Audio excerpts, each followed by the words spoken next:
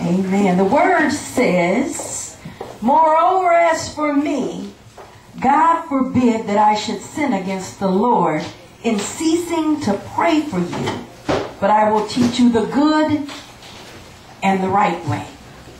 For those that come on Fridays, this verse should be familiar to you from a few weeks ago when I was teaching that it is a sin not to pray.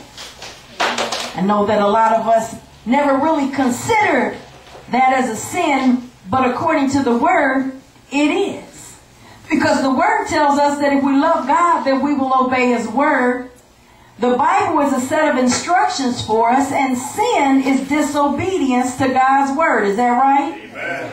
So if God's Word instructs us to pray, if Jesus tells us that men ought always to pray and not faint, if the Word instructs us to pray without ceasing, if the Word continuously tells us to pray, even in the morning, in the afternoon, in the evening, if the Word is telling us to continue in prayer, if we don't pray, we're in sin.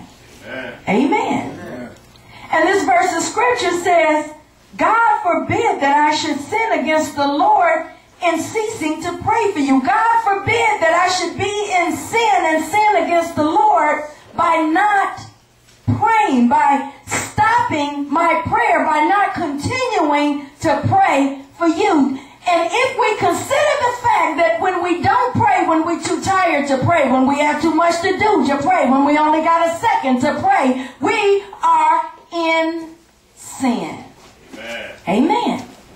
We started this year off by a message on 2020 spiritual vision to walk this year with only looking at every situation, person, and circumstance through the Word of God, having 2020 spiritual vision where we can see everything clearly through the Word of God, testing everything against the Word of God. Everything that we do, we go to the Word of God about it, that we're walking in the Spirit, and we are walking by faith and not by natural sight, but by spiritual sight, walking according to the way God tells us to walk without being moved by anything contrary to His Word. We're just going to let God's Word move us. God's Word lead us. In order to have 2020 spiritual vision, there's some things that we need to do. We don't just wake up and decide we're going to see everything through God's Word and do it. There's some things that we need to do. Today's message is 30-30. Amen. It's 30-30. Turn with me to Daniel chapter 6. Daniel chapter 6. Now, those of us that are familiar with Daniel, we know the story as it relates to him being threatened to be thrown into the lion's den. Even some of us who may not have read it in the Bible may have seen a cartoon where Daniel went into the lion's den. Daniel chapter 6. We need a 30-30 commitment in order to have 2020 spiritual vision. Are we in Daniel chapter 6? Amen. We're going to begin reading just at verse 7. All the presidents of the kingdom, the governors and the princes, the counselors and the captains have consulted together to establish a royal statute and to make a firm decree that whosoever shall ask a petition of any god or man for 30 days, save of thee, O king, he shall be cast into the den of lions. Now, O king, establish the decree and sign the writing that it be not changed according to the law of the Medes and Persians, which altereth not. Wherefore King Darius signed the writing and the decree. Now when Daniel knew that the writing was signed, he went into his house and his windows being opened in his chamber toward Jerusalem, he kneeled upon his knees 3 times a day and prayed and gave thanks before his God as he did aforetime. Amen. So here we have Daniel. We know that he's in a foreign land. They worship foreign gods. If we had read chapter 3, we would know that Shadrach, Meshach, and Abednego were faced with a challenge. They were Hebrew as well in Babylon, in a foreign place where they worship foreign gods. And there was a statue, there was a golden image that everyone was to bow down to when they heard music. If they didn't bow down when they heard the music, they were going to be thrown into the fiery furnace. Shadrach, Meshach, and Abednego decided that they trusted God more than men, that they didn't care what everyone else was doing. They were going to do what was right in God's eyes. And as a result of that, they were thrown into the fiery furnace. But how many know that in that fiery furnace, they didn't get burned? Amen. How many know in that fiery furnace, instead of there being 3 at the end, there was 4 at the end? How many know that that 4th one looked like the Son of God? How many know that even in that fiery furnace, God was with them? Amen. Amen. So now we have Daniel. And now there is a decree put in place that everyone is to pray only to the king. You couldn't pray to any god or any man for 30 days. If you did, you will be thrown into the lion's den. How many know that lions can chew you up? So here we have Daniel.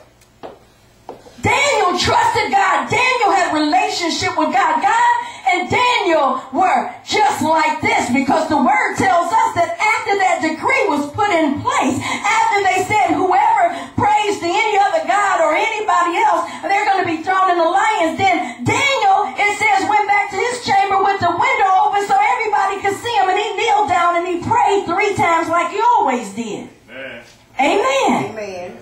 And if we know the rest of the story, then we also know that as a result of that, Daniel was put in the lion's den. How many know that Daniel didn't get chewed up in the lion's den? How many know that Daniel came out of the lion's den without a scratch on him, without a bite on him, without any harm done to him? How many know that? Amen. Amen.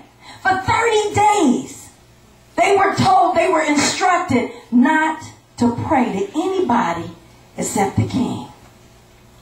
Now, our challenge is a little bit different, because without walking according to God's word, we're out of God's will. And if we're out of God's will, then we're not walking in the word, in his will, in his inheritance, in his promises, or in his blessings. We don't get what God got unless we do what God says. How many know that? Amen. Amen. And so we have a different challenge today. Our challenge is not that we would stop praying for 30 days. Turn with me to Proverbs chapter 8. Proverbs chapter 8. Some of us have already taken the Daniel challenge. We done went 30, 40, 50 days without praying. Proverbs chapter 8. Hallelujah. Hallelujah. Proverbs chapter 8. We need something in order for us to be able to walk in the will and the word of God with 2020 spiritual vision. We need something that will help us to stay focused on God's word, to keep our mind stayed on God, to listen for his voice. We need something to give us the strength to do what we're supposed to do, the boldness to step away from what we're not supposed to do. We need something to help us to walk into our purpose, to walk up in faith, to step out of our situations, to do what God instructs us to do. We need some help. Does anybody in here besides me need some help? Amen. Amen. Proverbs chapter 8. Are you there? Amen.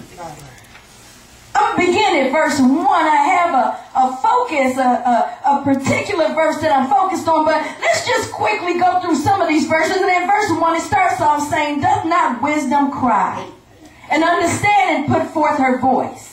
She standeth in the top of high places, by the way, in the places of the paths. She crieth at the gates, at the entry of the city, at the coming in at the doors. Unto you, O men, I call, and my voice is to the sons of man. O ye simple, understand wisdom, and ye fools, be ye of an understanding heart.